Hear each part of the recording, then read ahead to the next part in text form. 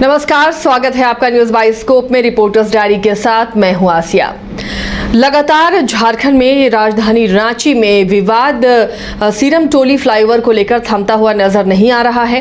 अब सीरम टोली फ्लाईओवर का रैंप बनकर तैयार है, लेकिन उसके बाद भी विरोध हो रहा है। आदिवासी संगठन इसका विरोध लगातार कर रहे हैं। आज पूर्व मेयर आशा लकड़ा भी पहुंची।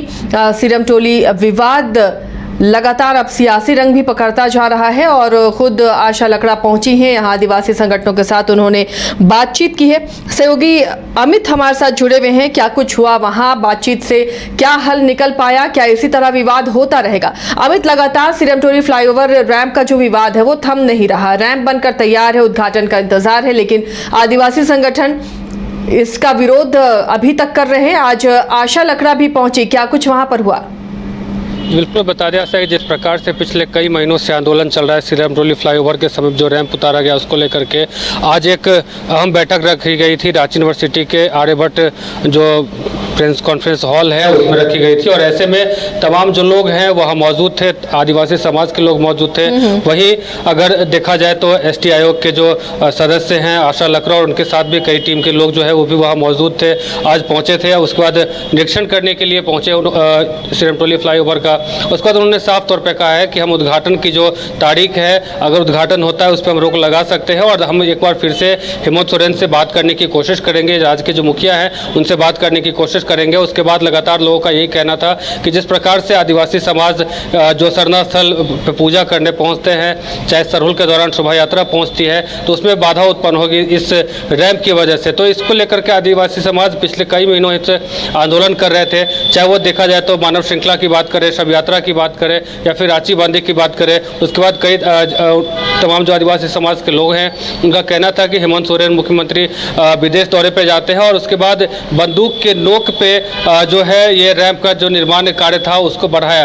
यानी कि सीधा तौर पे आरोप लगा रहे हैं कि वो खुद यहाँ पे ना रह करके लेकिन जो कार्य है वो दूसरे प्रशासन के देखरेख में करवाया है। यानी कि उनका कहना है इस सरकार को हमने चुन करके इस कह सकते हैं कि सदन में भेजने का काम किया है, लेकिन ये सरकार हम लोग के पक्ष में काम नहीं करती है। तो अब इनका साफ तौर पे कहना है कि चाहे जो भी हो जाए हम अपनी जो आंदोलन है उसको हम तीव्र गति से आगे बढ़ाते रहेंगे। साथ ही उनका ये भी कहना है कि अब आशा लकड़ा जो कि पूर्व में रांची के जो मेयर भी हैं तो उनके इस लड़ाई में आ जाने से कहीं ना कहीं उनको एक मजबूती मिली है। और उनको कहना है जो आदिवासी समाज के लोग हैं या फिर जो मोर्चा के अध्यक्ष हैं गीता श्री राव पूर्व मंत्री, उनका भी कहना है कि अब कहीं ना कहीं एक मजबूती मिली है हमारे जो मोर्चा है उसको। अब सीरम टोली फ्लाईओवर रैंप का जो मामला है और भी जो कह सकते हैं तीव्र गति से इसका आंदोलन का जो जरिया है वो बढ़ेगा। अब आंदोलन को और आगे बढ़ाएंगे और उसके बाद उनका कहना है कि जब तक हमारी मांग पूरी नहीं हो जाती है तब तक। लेकिन अमित, ये बातें सामने आ रही थी कि अलग से जगह इन्हें दिया जाएगा, क्या उस पर राजी नहीं है संगठन के लोग?